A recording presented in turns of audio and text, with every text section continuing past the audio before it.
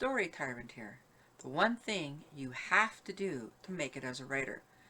This is the number one thing you have to do if you want to be a successful writer.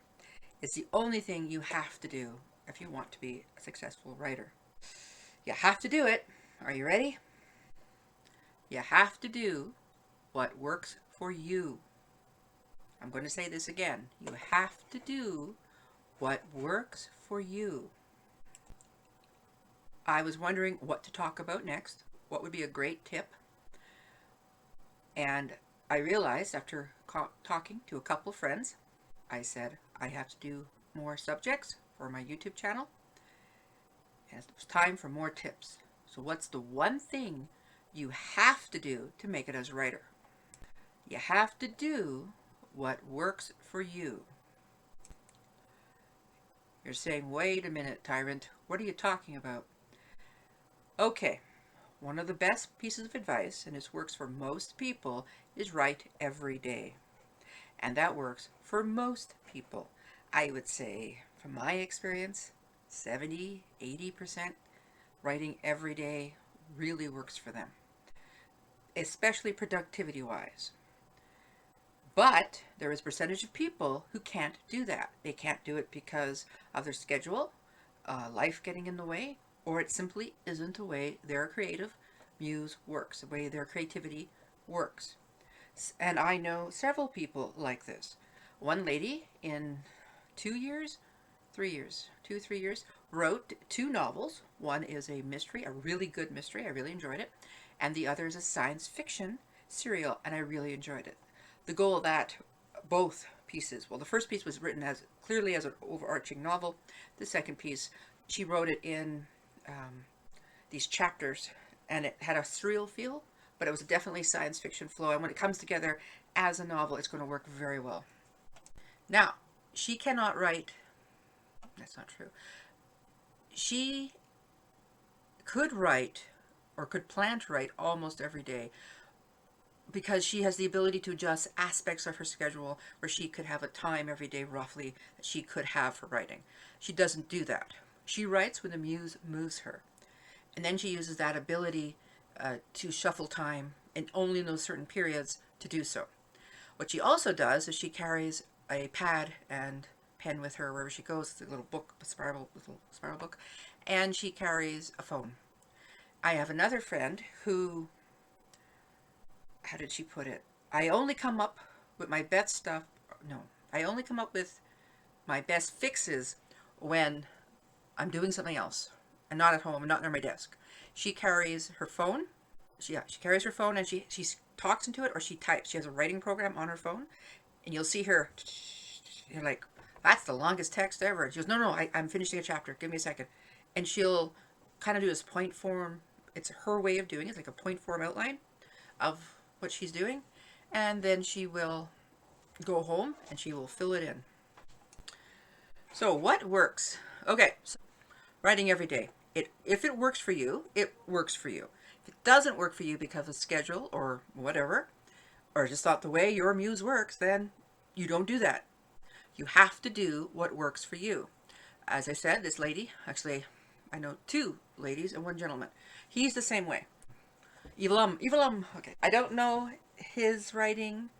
I don't know him very well, but his writing style, he does a kind of memoir. He's a what do you call that? Creative nonfiction memoirs. And he goes for long walks, and he takes a tape recorder and his dogs, and he talks. Yeah, that's what he does. And the other lady, I know who does. She does long walks and then writes. If that makes sense. Now, almost everybody I know has a phone with a recording, except for me. I don't. I have actual recorder, and most people I know carry. Almost every writer I know carries a notepad and pens. I've been to lunch with writer friends, and suddenly we've had to do a mad dash to a Shoppers Drug Mart. It's a local store. It's a type of store where you go and they sell all kinds of stuff, so they can buy a notepad or a booklet because they had to jot something down dramatically, and they had to do it now. Rush to get it. I always chuckle at that. Write every day if it works for you. the reason that you do the write every day thing is so that you get into the habit, and that's really what it's about, getting into the habit of writing. So if your muse doesn't work that way, maybe you need to establish a different habit. So for instance, making a cup of tea. When I make my cup of tea and I set it down here and I get one of my writing mugs, what I find is I'm clearing my head and saying, okay, I'm going to do this. Another thing is it could be a place you go to write. I like going to a local restaurant and writing, but since the pandemic, I'm going to go there and write. And I do a lot of my raw creative, just writing raw there, and a lot of my editing there. So not being able to go there has been hard on me. Also, I went from working part-time to working full-time, and it's a split shift. It's very stretched out and kind of oddly set up. So that was weird too. All right, so write every day if you can, but you have to do what works for you. Write when you can. How's that? Do what works for you. You have to do what works for you.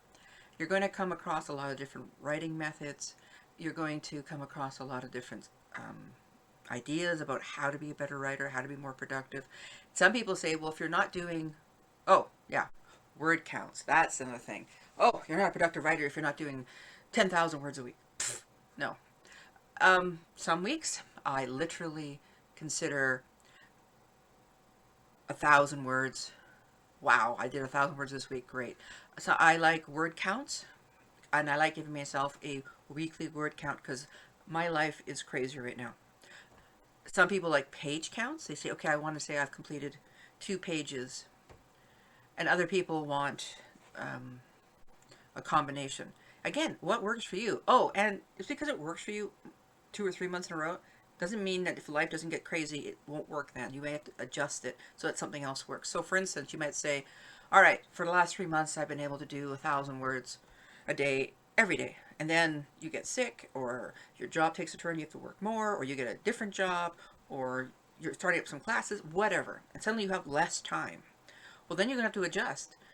And that's not, being able to adjust means that you're successful because you're adapting. Adaptation is the definition of success. So you're adapting and you're still producing, and that's what counts.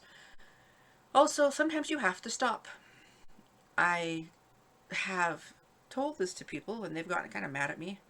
And I've said, look, you sound fried. You sound burned out. And sometimes you have to stop. You have to step away from writing, and you have to take a deep breath, and you have to let your creative juices refill the well. There's all these terms for it. I don't know what it is. My friend likes to eat pizza before bed.